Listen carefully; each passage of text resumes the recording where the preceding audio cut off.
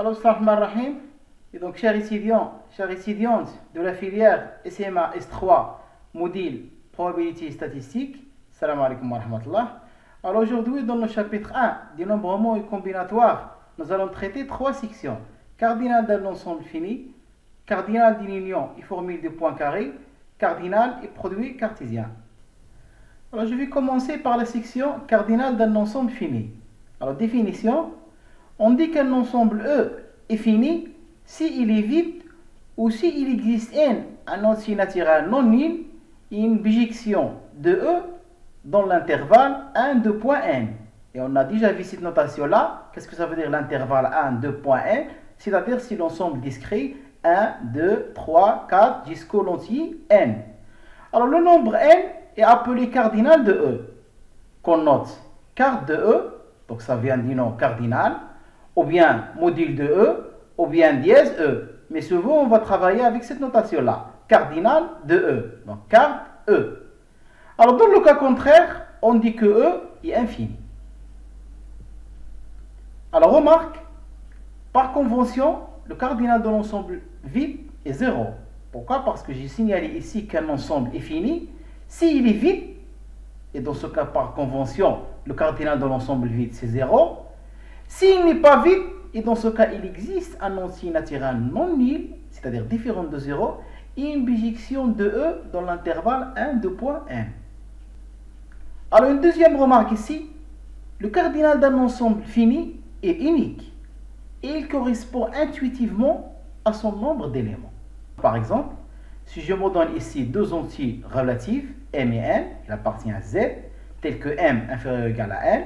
Alors, si je considère l'intervalle m 2 n, c'est-à-dire c'est m plus 1, m plus 2, jusqu'à n-1 et n, et donc j'ai ici un ensemble fini et discret. Alors, c'est quoi le cardinal de cet ensemble-là? Ben, c'est exactement quoi? C'est n moins n plus 1. Voilà, donc le cardinal de cet intervalle discret, m 2 n, c'est n moins m plus 1. Alors, le cardinal de n, l'ensemble des outils naturels, c'est exactement plus l'infini. Et donc, n, c'est un ensemble infini. Alors, proposition: toute partie non vide de n, l'ensemble des outils naturels, est finie si et seulement si il est majoré. Alors, pour démontrer ce résultat-là, donc je vais commencer par le sens direct. Alors, soit E est une partie finie et non vide de n. Et dans ce cas, comme on a vu dans la définition précédente, il existe un entier naturel n et une bijection f de E dans l'ensemble discret 1, 2, n. Et donc ça, c'était la définition qu'on a vue d'un ensemble ou bien d'une partie finie de n. Donc une partie finie de n, il est de cardinal n, si et seulement si il existe une bijection f de E dans l'intervalle discret 1, 2, n. Nous allons montrer par récurrence sur l'entier n que E est majoré. Alors, si n égale à 1, alors dans ce cas, E, c'est tout simplement quoi? C'est le singleton f moins 1 de 1. Pourquoi? Parce que lorsque n égale à 1, donc l'intervalle ici, 1, 2, 1, c'est tout simplement le singleton 1. Alors, vous avez une bijection f de E vers le singleton 1. Et tout simplement, E, c'est quoi? C'est tout simplement le singleton qui contient la réciproque du point 1. Et dans ce cas, il suffit de prendre par exemple f-1 plus 1 qui est un majoron de E. Pourquoi? Parce que E, il contient ici un seul élément. E, c'est le singleton f-1 de 1. Et f-1 de 1, il est majoré par f-1 de 1 plus 1, ou bien plus 2, plus 3, tout ce que vous voulez. Et dans ce cas, voilà, j'ai démontré que E, il est majoré lorsque n égale à 1. Alors, supposons maintenant la propriété est vraie au rang n. Alors, soit E, une partie de n, qui est de cardinal n plus 1. Alors, l'ensemble suivant, c'est l'ensemble f-1 de 1, f-1 de, f-1 de 3 jusqu'à f-1 de n. Alors, cet ensemble discret-là, c'est un ensemble fini qui est de cardinal n. Et dans ce cas, d'après l'hypothèse précédente, l'hypothèse de récurrence, il admet un majoron qu'on va noter n. Or, E, c'est tout simplement quoi? C'est l'ensemble qui est formé par les réciproques f-1 de 1, f-1 de 2, jusqu'à f-1 de n, jusqu'à f-1 de n plus 1. Pourquoi? Parce que E, c'est une partie qui est de cardinal n plus 1. Et donc, j'ai une bijection de E vers n plus 1. Et dans ce cas, je peux dire que E, c'est tout simplement quoi? C'est l'ensemble qui est formé par les images réciproques de 1, 2, 3 jusqu'au n plus 1. Alors regardez, on a trouvé que M, c'est tout simplement quoi? C'est le majorant de cet ensemble-là, qui est formé de f-1 de A jusqu'à f-1 de N. Alors cet ensemble-là, son majorant c'est M. Il me reste ce singleton-là, f-1 de N plus 1. Et dans ce cas, pour trouver un majorant de E, il suffit tout simplement de prendre le plus grand entre ces deux éléments, le grand M et le f-1 de N plus 1. Alors le plus grand de ces deux nombres-là, c'est un majorant de E. Et dans ce cas, la propriété, il est vrai, c'est-à-dire il est établi au rang n plus 1. Alors maintenant, on passe au sens inverse. Alors soit E, une partie majorée et non vide de N. Et donc E, il admet un plus grand élément qu'on va noter P. Pourquoi? Parce que vous avez une partie qui est majorée et non vide dans l'ensemble des entiers naturels N. Et donc il admet un majorant, bien un plus grand élément qu'on va noter P. Alors nous allons montrer par récurrence sur l'entier P que E est un ensemble fini. Alors si P égale à 0, alors regardez, E, c'est une partie qui est majorée par 0, une partie qui est inclue dans N. Et dans ce cas, il contient un seul élément, c'est 0. Pourquoi? Parce que le seul élément dans N qui est inférieur ou égal à 0, c'est simplement 0. Et dans ce cas, puisque la partie E est une partie dans N et qui est majorée par 0, et dans ce cas, il contient un seul élément, c'est 0. Et l'application qui a 0 associé à 1 est une bijection de E dans l'intervalle discret 1.1, c'est-à-dire le singleton 1. Ce qui prouve que E est fini. Et exactement, c'est quoi son cardinal ici? Vous avez ici le singleton 1, il contient un seul élément. Et donc le cardinal de E, c'est exactement 1. Et on a dit que E, c'est tout simplement quoi? C'est le singleton 0. Et donc la propriété, il est vrai lorsque P égale à 0. Maintenant, supposons la propriété vraie au rang P. Alors soit E, une partie de N, dont le plus grand élément est P plus 1. Alors on considère l'ensemble F, c'est tout simplement quoi? C'est E moins le singleton P plus 1. Alors le plus grand élément de F est inférieur ou égal à P. Ça c'est logique. Pourquoi? Parce que le plus grand élément de E, c'est P plus 1. Mais puisqu'on a considéré F, c'est E moins le singleton P plus 1, et donc automatiquement le plus grand élément de F, il est inférieur ou égal à P. Et d'après l'hypothèse de récurrence, et donc F est fini. Alors puisqu'il est fini, donc il est de cardinal fini, c'est-à-dire qu'il existe un entier naturel M, et exactement c'est quoi ce M là? C'est le cardinal de F. Et comme on a vu dans la définition, c'est quoi la caractérisation du cardinal d'un ensemble fini? C'est-à-dire je vais trouver une bijection F de F vers l'ensemble ou bien l'intervalle discret 1 de point M. Et dans ce cas, le cardinal de F, la partie finie, c'est exactement M. Alors finalement, on va considérer l'application suivante, G. C'est de E vers l'intervalle discret 1 de point M plus 1. C'est-à-dire c'est l'ensemble 1, 2, 3 jusqu'à M plus 1. Qui est associé à X, F de X. Mais F de X, si X il appartient à F. Pourquoi? Parce qu'on a trouvé que F, c'est quoi? C'est une bijection de l'ensemble F vers l'intervalle discret 1 de point M. Et dans ce cas, si X il appartient à F, je vais associer à X son image qui est F de X. Maintenant, qu'est-ce qu'il me reste? Il me reste ce P plus 1. Pourquoi? Parce qu'au moins F, c'est quoi? C'est 1 moins le singleton P plus 1. Et je vais associer à P plus 1 l'image M plus 1. Et c'est quoi ce M là? C'est le M qu'on a trouvé ici, c'est-à-dire c'est le cardinal de F. Et dans ce cas, je peux vérifier ici facilement que cette application G que j'ai construite, c'est une bijection de E vers l'intervalle discret 1 de point M plus 1. Qu'est-ce que ça veut dire une bijection? C'est-à-dire automatiquement, M plus 1 c'est quoi? C'est le cardinal de E. Et donc E c'est une partie finie et la propriété est établie au rang P plus 1. Alors maintenant je passe à la proposition suivante. Soit E un ensemble fini non vide et A une partie de E. Alors A est fini et le cardinal de A est inférieur ou égal au cardinal de E. Avec égalité effectivement, si et seulement si A égale à E. Alors preuve, si A est l'ensemble vide, Et dans ce cas, le cardinal de A, c'est 0. Et automatiquement, il est inférieur ou égal au cardinal de E. Supposons maintenant que A, il est non vide. Alors, puisque A est non vide, supposons maintenant que A est non vide. Alors, l'ensemble E est fini et non vide. Et donc, par définition, il existe un entier naturel N non nul et une bijection F de E vers l'intervalle discret N de point N. Alors, je vais considérer F A, c'est tout simplement la restriction de F, la bijection qu'on a trouvée ici, à l'ensemble A. Et je vais considérer B, c'est quoi B? C'est l'image de A par cette restriction. Donc, c'est l'image de A par la restriction de F sur l'ensemble A. Alors, l'ensemble B, c'est une partie de N qui est majorée par N. Pourquoi? Parce que B, c'est quoi? B, c'est l'image de A. Et l'image de A, il est inclus dans l'intervalle discret N de point N. Et dans ce cas, B, il est majoré par N. Et donc, B, il est fini, d'après la proposition précédente qu'on a vue dans la page 3. Par suite, il existe un entier naturel P et une bijection G de l'ensemble B dans l'intervalle discret N de point P. Et exactement, c'est quoi ce P-là? C'est le cardinal de P. Donc, B, il contient combien d'éléments? Il contient P éléments. Maintenant, qu'est-ce qu'on va considérer? On va considérer l'application H. C'est quoi?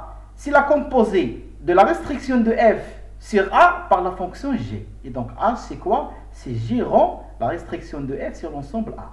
Alors, H, c'est une bijection, puisque G et F sont deux bijections. Et donc, H, c'est une bijection de A dans l'intervalle discret 1 de point P. Et dans ce cas, l'ensemble A, il est fini. Et exactement, c'est quoi ce cardinal? C'est P, puisqu'on a P construit une bijection de l'ensemble A vers l'intervalle discret 1 de point P. Et dans ce cas, l'ensemble A, il est fini. Et son cardinal, c'est exactement P. Alors maintenant, je vais considérer l'ensemble E moins A. C'est-à-dire, c'est quoi? C'est les éléments qui appartiennent à E, mais qui n'appartiennent pas à A. C'est tout simplement quoi? C'est le complémentaire de l'ensemble A dans l'ensemble E. Alors, cette partie est également une partie de E. Et d'après le raisonnement qui vient d'être fait, E moins A est fini. Alors, je vais poser Q, c'est le cardinal de E moins A. Alors, par hypothèse, E moins A est non vide. Et dans ce cas, Q, c'est quoi? C'est un entier naturel non nul. Alors, puisque Q, c'est le cardinal de l'ensemble E moins A, c'est-à-dire, par définition, ou bien la caractérisation du cardinal, je peux trouver une bijection K de l'ensemble E moins A vers l'intervalle discret 1 de point Q. Ça y est, j'ai une bijection. Et dans ce cas, c'est quoi ce qui est là? C'est exactement le cardinal de E moins A. Et donc voilà. J'ai la bijection K. Et j'ai la bijection H. Je vais construire maintenant cette application phi. L'ensemble de départ, c'est E. Et l'ensemble d'arrivée, c'est l'intervalle discret 1 de point P plus Q.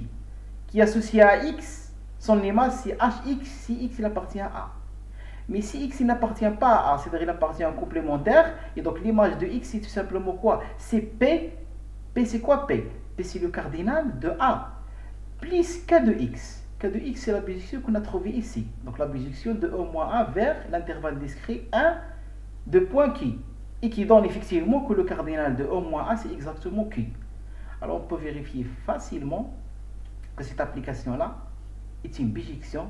Elle est bien définie. Alors, puisque c'est une bijection de l'intervalle E vers l'intervalle discret 1 de point P plus Q, et donc exactement c'est quoi le cardinal de E? C'est tout simplement P plus Q. Et donc voilà, le cardinal de E c'est P plus Q. Et le cardinal de E c'est N. Alors vous voyez que P plus Q égale à N. Et donc automatiquement, mon P il est inférieur strictement à N. Pourquoi? Parce que l'entier N c'est la somme de deux entiers. Et donc, automatiquement, ces deux entiers-là, ils sont inférieurs à N. Et donc, mon P, il est inférieur strictement à N. Et c'est quoi mon P? C'est exactement le cardinal de F. Et donc, le cardinal de F, il est inférieur strictement au cardinal de E. Alors, maintenant, je passe au théorème suivant qui caractérise la définition des ensembles équipotents. Alors, deux ensembles finis et non vides, E et F, ont même cardinal, si seulement si il existe une bijection de E dans F. Et dans ce cas, on dit que les deux ensembles finis, E et F, ils sont équipotents. Alors, preuve, je vais commencer par le sens direct. Donc, on va supposer que E et F ils ont le même cardinal. Donc le cardinal de E égale cardinal de F égale à un entier n. Et dans ce cas, par définition, donc je peux trouver une bijection F de E vers l'intervalle discret 1, 2.n et une autre bijection psi de F vers l'intervalle 1, 2.n. Cette notation-là, il caractérise que le cardinal de F c'est exactement n, et la même chose là. Cette notation-là, il caractérise que le cardinal de E c'est exactement n. Alors dans ce cas, qu'est-ce que je vais considérer? Je vais considérer cette composée-là. C'est psi moins 1 rond phi. Donc effectivement, c'est une application qui est définie de E dans F, et c'est une bijection. Pourquoi? Parce que phi, c'est une bijection, et psi, c'est une bijection, et donc encore psi moins 1, c'est une bijection. Et dans ce cas, j'ai construit une bijection entre E et F. Maintenant, le sens inverse. Le sens inverse, c'est-à-dire, on va supposer qu'on a une bijection entre E et F, et on doit démontrer que E et F, ils ont le même cardinal. Alors, je vais supposer que E, c'est un ensemble fini, et donc il existe une bijection phi de E vers l'intervalle discret 1, 2.n, qui est bijective, et qui caractérise que n, c'est quoi exactement? C'est le cardinal de E. Alors, puisque, par hypothèse, on a supposé qu'on a une bijection entre E et F, et donc je vais appeler cette bijection-là d'état. Et donc, d'état, c'est une bijection de E dans F. Alors, je vais considérer phi rond d'état moins 1, qui est exactement une application bijective définie de F vers l'intervalle discret 1, 2.n. Et dans ce cas, automatiquement, c'est quoi le cardinal de F? C'est exactement n qui est le cardinal de E. Et dans ce cas, les deux ensembles finis E et F, ils ont le même cardinal.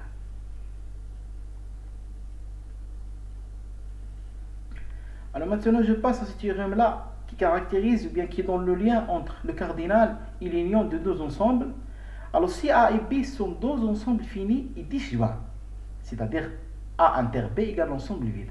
Alors A union B, l'union elle est finie, et le cardinal de A union B, c'est exactement le cardinal de A plus le cardinal de B.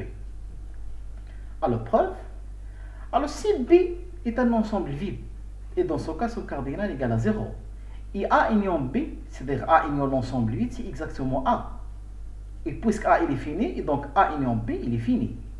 Et on a le cardinal de A union B, c'est exactement le cardinal de A. Pourquoi? Parce que le cardinal de B c'est 0. Et donc c'est le cardinal de A plus le cardinal de B.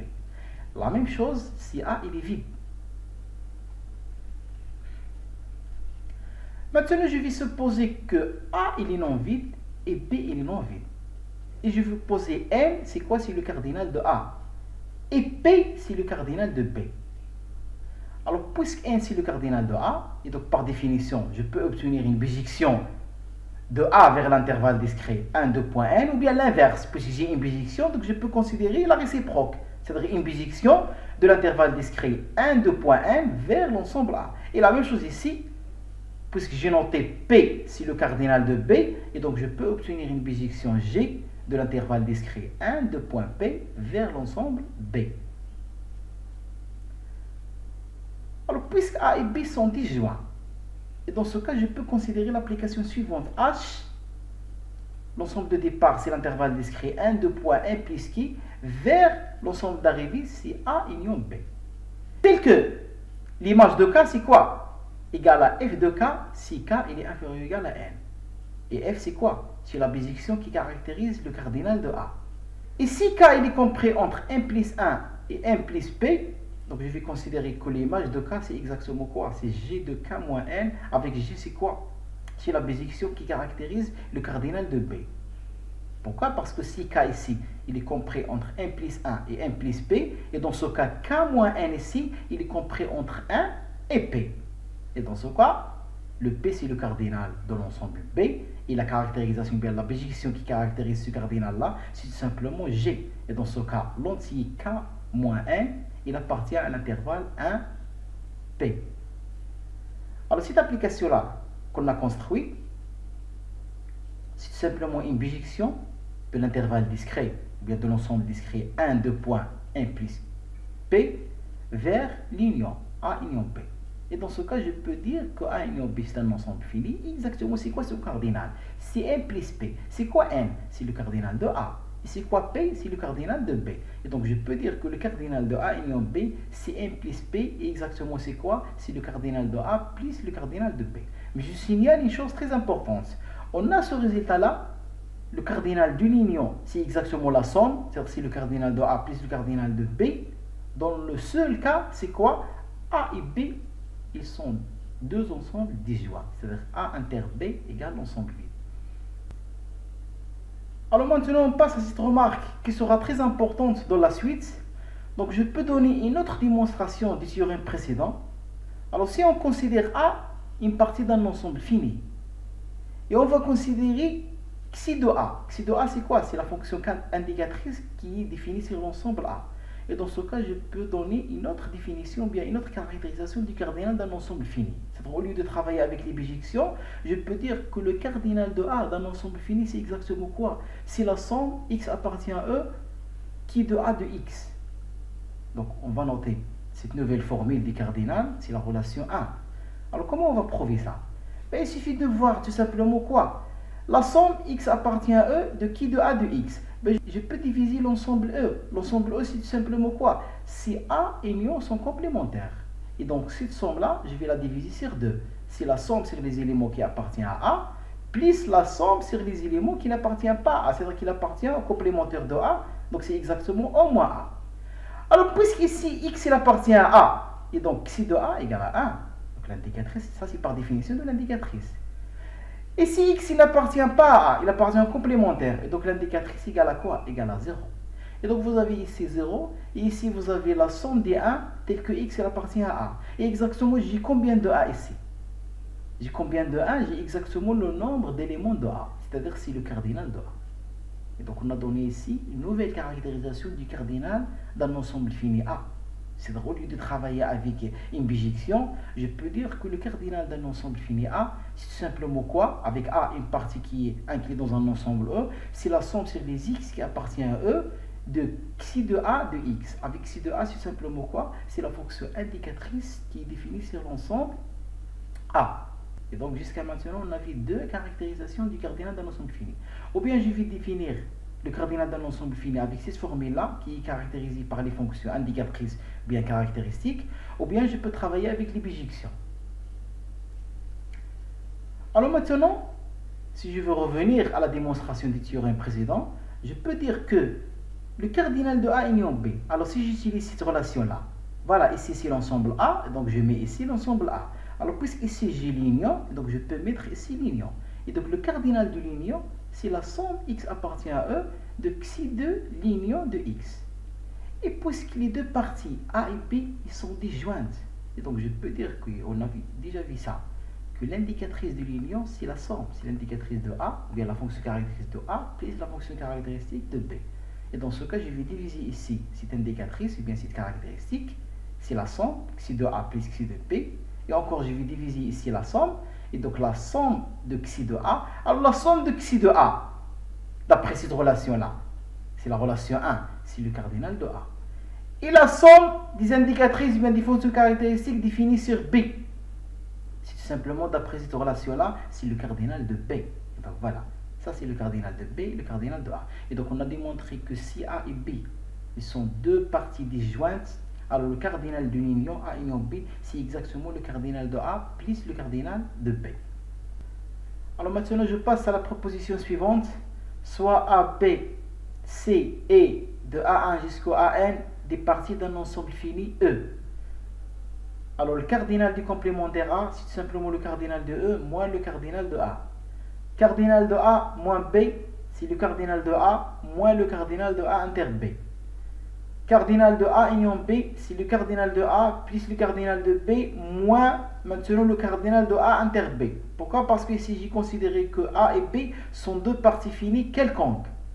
Dans le théorème précédent, on a démontré que si A et B sont deux parties disjointes, alors le cardinal de A union B, c'est exactement le cardinal de A plus le cardinal de B. Maintenant, si je considère A et B deux parties finies quelconques d'un ensemble E, alors le cardinal de A union B, c'est exactement le cardinal de A plus le cardinal de B moins le cardinal de A inter B.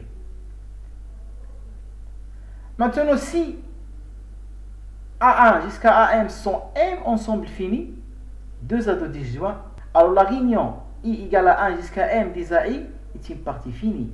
Et le cardinal de cette union, c'est exactement quoi? C'est la somme des cardinales des AI. Alors preuve, et effectivement, des dessins ils sont souvent plus utiles que des formules compliquées. Alors pour la première propriété, je vais considérer A et son complémentaire. Et donc ils sont deux parties disjointes, et tel que A union complémentaire, c'est exactement O. Et donc A et son complémentaire, qu'est-ce qu'ils forment? Ils forment une partition de E. On a deux parties disjointes qui forment une partition de E. Et donc d'après le théorème précédent, le cardinal de E, c'est exactement quoi? C'est le cardinal de A plus le cardinal de complémentaire. Et dans ce cas, je peux dire que le cardinal du complémentaire A bar, c'est exactement quoi? C'est le cardinal de E moins le cardinal de A. La même chose pour la deuxième propriété. On a A, c'est exactement quoi? C'est A moins B union A inter B.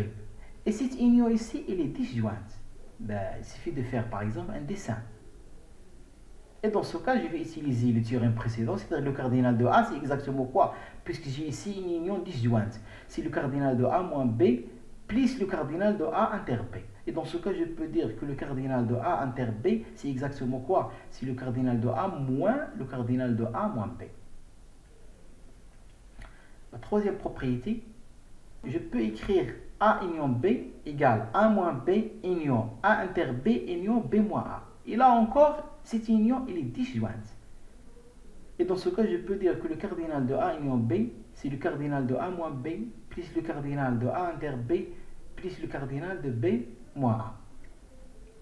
Et on a vu dans la deuxième propriété que le cardinal de A moins B, c'est le cardinal de A moins le cardinal de A inter B. Et la même chose ici, le cardinal de B moins A, c'est le cardinal de B moins le cardinal de A inter B. Et finalement, qu'est-ce que je vais avoir? Que le cardinal de A union B, c'est exactement quoi? Si je remplace, c'est le cardinal de A plus le cardinal de B. Et il me reste une seule intersection. C'est le cardinal de A inter B. Là encore, je peux utiliser la relation 1, c'est-à-dire la caractérisation qu'on a vue du cardinal d'un ensemble fini via la somme des indicatrices bien des fonctions caractéristiques. Donc la relation 1 qu'on a vue dans la page 10. Et donc je peux utiliser cette relation-là pour démontrer ces trois propriétés. Et finalement, la dernière propriété, c'est un raisonnement par récurrence. Pourquoi? Parce que dans le cas n égale à 2, c'est le théorème précédent. On a vu que si A et B sont deux parties disjointes, alors le cardinal de A union B, c'est exactement le cardinal de A plus le cardinal de B. Alors un exemple ici. Donc voilà, vous avez ici en rouge l'ensemble A qui contient exactement 5 éléments. Et en jaune ici, vous avez un ensemble B qui contient 3 éléments. Alors ici, l'intersection A inter B, c'est un ensemble qui contient 2 éléments. Donc voilà, le cardinal de A c'est 5, le cardinal de B c'est 3, le cardinal de l'intersection A inter B égale à 2. Alors le cardinal de l'union, on a vu que le cardinal de A union B, c'est le cardinal de A plus le cardinal de B moins le cardinal de l'intersection. Voilà, elle est là. Cardinal de A plus cardinal de B moins le cardinal de l'intersection, donc c'est exactement 6 éléments.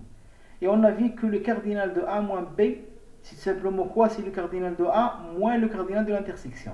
Donc le cardinal de A c'est 5, moins 2 le cardinal de l'intersection, et donc 5 moins 2 égale à 3. Alors maintenant je passe au corollaire suivant. Si A1 jusqu'au AN sont n ensembles finis, alors l'union des AI est finie, et maintenant le cardinal de cette union il est inférieur ou égal à la somme des cardinals des AI. Et maintenant je considère ici que les AI sont n ensembles finis quelconques. Pourquoi? Parce que dans la proposition précédente, on a vu que si vous avez ici des AI qui sont disjoints 2 à 2, alors le cardinal de l'union, c'est exactement égal à la somme des cardinals. Mais si vous avez ici n ensemble fini quelconque, donc le cardinal de l'union, il est inférieur ou égal à la somme des cardinals. Donc vous avez égalité ici seulement dans le cas si vous avez des AI qui sont disjoints 2 à 2. Alors preuve, donc on va montrer ce résultat-là par récurrence. Alors pour n égale à 2, alors on a trouvé que le cardinal de A1 union A2, c'est exactement le cardinal de A1 plus le cardinal de A2 moins le cardinal de l'intersection.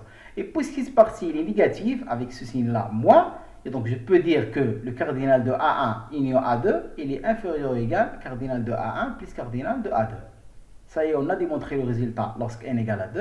Et donc je vais supposer que le résultat est vrai pour n ensemble, quelconque. Alors d'après le cas n égale à 2, si je veux démontrer le résultat pour n plus 1 ensemble, alors cette union-là, je peux la diviser en deux. C'est l'union de A1 jusqu'au AN, et l'autre partie, c'est l'ensemble AN plus 1. Et dans ce cas, j'ai deux ensembles ici, j'ai cette union-là, et l'ensemble AN plus 1. Et donc, je vais utiliser le cas n égale à 2, et donc c'est inférieur ou égal cardinal, voilà, le premier ensemble, il est là, plus le deuxième ensemble, il est là.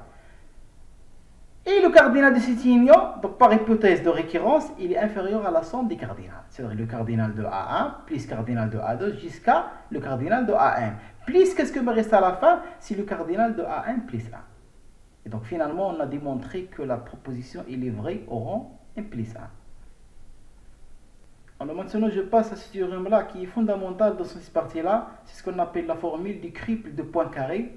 Alors, si vous avez A1 jusqu'au AN, des parties d'un ensemble fini, E, et quelconque, alors on a vu que le cardinal de l'union égal à la somme des cardinals lorsque les A sont disjoints 2 à 2, ou bien il est inférieur ou égal à la somme des cardinals pour des parties quelconques. Maintenant, on va calculer le cardinal de l'union et on va donner une formule exacte. C'est-à-dire le cardinal de l'union égale à quoi exactement? C'est ce qu'on appelle la formule du triple de Poincaré.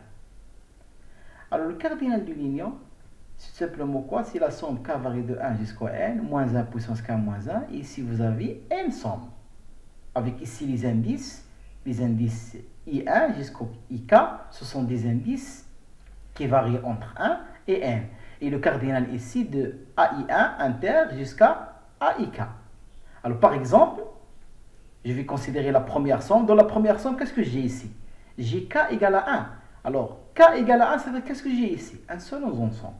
C'est le AI. Donc, vous avez la somme des cardinals des AI. Maintenant, lorsque k égale à 2, je vais avoir ici l'intersection de deux ensembles. Et donc, voilà, la somme cardinale AI inter AG. On a toujours I1, il est inférieur strictement jusqu'à IK. C'est-à-dire, j'ai ici deux indices. Et avec ces conditions-là, je vais avoir l'indice I, il est inférieur strictement à J. Et donc, c'est le cardinal de AI inter AG. Et la même chose. Voilà, ici j'ai un seul ensemble, ici j'ai deux ensembles. Qu'est-ce que je vais avoir ici? Trois ensembles, quatre ensembles, et ainsi de suite. Et il faut toujours faire attention ici. Vous avez moins 1 puissance k moins 1. Par exemple ici, notre k égale à 1. Et donc, 1 moins 1 c'est 0, moins 1 puissance 0 ça donne 1, donc c'est plus. Ici, notre k égale à 2. Et donc k égale à 2, 2 moins 1 c'est 1, moins 1 puissance 1, c'est moins. Et donc voilà, vous avez le signe moins ici. Alors on va essayer de démontrer cette formule du triple de Poincaré. Alors on peut utiliser un raisonnement par récurrence, mais on va utiliser la nouvelle caractérisation bien qu'on a trouvée dans la relation 1. C'est-à-dire on va travailler sur des indicatrices. Alors on sait que l'indicatrice d'un ensemble, c'est quoi? C'est 1 moins l'indicatrice de son complémentaire. Et le complémentaire de l'union ici, d'après les lois de Morgan, c'est tout simplement quoi? C'est l'intersection des complémentaires. Et l'indicatrice d'une intersection, c'est quoi? C'est le produit des indicatrices. Et donc on a démontré que l'indicatrice d'une union, c'est exactement quoi? C'est 1 moins le produit k varie de 1 jusqu'au n, l'indicatrice des complémentaires. Et là encore, c'est quoi l'indicatrice des complémentaires? C'est exactement 1 moins l'indicatrice de AK. Donc voilà, l'indicatrice, bien la fonction caractéristique sur l'ensemble complémentaire A bar K, c'est simplement 1 moins xi de A. Alors je vais développer ce produit-là. Et donc le produit de 1 moins xi de AK. Donc je vais avoir 1 plus la somme K varie de 1 jusqu'au N moins 1 puissance K. Et ici vous avez cette somme-là avec des indices qui varient entre 1 et n. Et ici vous avez le produit des indicatrices. Donc à chaque fois vous avez le produit des indicatrices. Lorsque k égale à 1, vous allez avoir une seule indicatrice. Lorsque k égale à 2, lorsque vous développez ici, vous allez trouver le produit des deux indicatrices. Lorsque k égale à 3, et effectivement lorsqu'on développe ici, on va trouver le produit des trois indicatrices et ainsi de suite. Et finalement, voilà, ici 1 moins 1, c'est 0. Donc le 1 disparaît. Et ici, moins avec ce plus, ça donne moins. Et le moins avec ce moins 1 puissance k, donc égal à moins 1 puissance k plus 1, ou bien moins 1 puissance k moins 1. Donc c'est la même chose. Donc je vais avoir ici la somme, ici voilà, k varie de 1 jusqu'à n, moins 1 puissance k moins 1, ou bien k plus 1, c'est la même chose, et il me reste cette somme-là. Et exactement, c'est quoi le produit de ces indicatrices-là? C'est exactement l'indicatrice de l'intersection. Alors maintenant, on utilise la relation 1 qu'on a vue dans la page 10, qui caractérise le cardinal d'un ensemble via la somme de ses fonctions caractéristiques et les fonctions indicatrices. Donc le cardinal de l'union des AI de 1 jusqu'à n, c'est simplement quoi? C'est la somme des fonctions indicatrices et les fonctions caractéristiques de l'union de x. C'est simplement quoi? C'est la somme, et on a trouvé dans la page précédente une caractérisation de la fonction indicatrice de cette union. C'est simplement quoi? C'est la somme k varie de 1 jusqu'à n, de moins 1 puissance k moins 1, la somme de l'indicatrice de cette intersection. Et donc celle-là, c'est quoi? C'est exactement la relation qu'on a démontrée ou bien qu'on a trouvée dans la page précédente qui caractérise la fonction indicatrice de cette union-là. Maintenant, qu'est-ce que je vais faire? Je vais permettre cette somme-là, k varie de 1 jusqu'à n, avec cette somme-là, x appartient à e. Et donc voilà, je vais faire une permutation ici. Je vais commencer par la somme k varie de 1 jusqu'à n. Et je vais faire sortir ce moins 1 puissance k moins 1 ici. Voilà, moins 1 puissance k moins 1. Et qu'est-ce qu'il me reste? Il me reste cette somme-là, elle est là. Et cette somme-là sur e, elle est là. Et c'est quoi exactement maintenant cette somme-là? C'est la somme x appartient à e de la fonction indicatrice de la fonction caractéristique de cette intersection-là. C'est exactement quoi? C'est le cardinal de l'intersection. Toujours, j'utilise la relation 1 qu'on a vu dans la page 10, qui caractérise le cardinal d'un ensemble par ses fonctions indicatrices ou bien caractéristiques. Alors maintenant, je passe à un exemple lorsque n égale à 3. Alors je me donne A, B et C, trois ensembles finis et quelconques. Alors le cardinal de A union B union C égale à exactement quoi? On a dit, lorsque K égale à 1, on va trouver que le cardinal des AI. C'est-à-dire le cardinal de A plus le cardinal de B plus le cardinal de C. Et lorsque k égale à 2, on va trouver un signe moins et l'intersection entre deux ensembles. Et donc A inter B, et après B inter C, et après A inter C. Donc vous avez k égale à 2, donc dans tous les cas, vous avez deux ensembles ici, deux ensembles ici, et deux ensembles ici. Et lorsque k égale à 3, je vais avoir ici trois ensembles. Et le seul cas, c'est tout simplement quoi? C'est A inter B inter C. Et on a en bas ce schéma-là qui peut illustrer facilement notre exemple lorsque n égale à 3. Donc vous avez ici trois ensembles, A en rouge, B en bleu et C en vert. Ici à l'intérieur, qu'est-ce que vous avez? Vous avez A inter B inter C, mais ici vous avez A inter C, B inter C et A inter B. Alors un cas simple, lorsque les trois ensembles A, B et C, ils sont les trois deux ados disjoints, c'est-à-dire je ne peux pas trouver les intersections ici, toujours les intersections égales à l'ensemble vide. Donc le cardinal de cette intersection c'est 0. Le cardinal de cette intersection c'est 0. Vous avez ici 0, 0. Qu'est-ce qu'il me reste? Que le cardinal de A union B union C égale exactement quoi? Le cardinal de A plus le cardinal de B plus le cardinal de C. Lorsque A, B et C sont trois ensembles 2 à 2 disjoints. Alors finalement on termine cette partie-là par la définition ou bien par la caractérisation du cardinal et produit cartésien. Alors on a le théorème suivant. Si je me donne E1 jusqu'à EP, P ensemble fini et non vide. Alors le produit cartésien E1 jusqu'à EP, qu'on note, voilà, le produit I varie de 1 jusqu'au P de EI, c'est un ensemble fini. Et exactement, c'est quoi le cardinal du produit cartésien de EI? C'est simplement le produit du cardinal. Et donc voilà, le cardinal du produit cartésien, c'est exactement quoi? C'est le produit du cardinal de EI.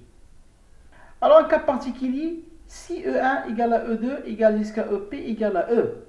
Et dans ce cas, le produit d'EI, c'est simplement quoi? Ce produit cartésien, c'est E puissance P. Et d'après cette relation-là, on va trouver que le cardinal du produit cartésien E puissance P, c'est exactement quoi? C'est le cardinal de E puissance P. Avec voilà cette notation E puissance P, c'est simplement quoi? C'est le produit cartésien E croix E jusqu'à E. Vous avez combien d'ensembles ici? Vous avez P ensemble. Alors, preuve, donc on va démontrer ce résultat-là par récurrence. Et dans ce cas, il suffit de démontrer le résultat lorsque n égale à 2. Et on peut déduire facilement le résultat pour n quelconque. Alors par définition, le produit cartésien E croix F, c'est simplement quoi? C'est l'ensemble des couples X et Y, tel que X il appartient à E et Y il appartient à F. Alors si je note N, c'est le cardinal de E, et M, c'est celui de F, le cardinal de F. Alors, E, il contient exactement combien d'éléments? N éléments. Puisqu'on a dit que le cardinal d'un ensemble, si intuitivement, il correspond à quoi? Au nombre de ces éléments. Donc le cardinal de E, c'est N, et donc vous avez ici N éléments. La même chose, le cardinal de F égale à M, donc vous avez ici M éléments. Alors si je considère ce produit cartésien entre cet ensemble-là, c'est le singleton xi pour chaque i, qui varie de 1 jusqu'à n. Le produit cartésien entre le singleton xi croix f, par définition sur l'ensemble des x et y, voilà, le xi il est toujours fixé ici, et le y qui varie. Alors puisque c'est le y qui varie, si je considère cette application-là maintenant, de f vers ce produit cartésien, le singleton xi croix f, qui a y qui correspond xi virgule yi, c'est une bisection. Et donc on a construit ici une bisection. Et dans ce cas, je peux dire que le cardinal de cet ensemble-là, puisque j'ai ici une bisection, alors ces deux ensembles-là, F et le singleton xi croix F, ils sont équipotents. Et donc je peux dire que le cardinal de xi, le produit cartésien du singleton xi croix F, égale au cardinal de F, égale à exactement M. Et comme on a maintenant le produit cartésien E croix F, c'est simplement quoi? C'est l'union, il varie de 1 jusqu'à n, du produit cartésien du singleton xi croix f.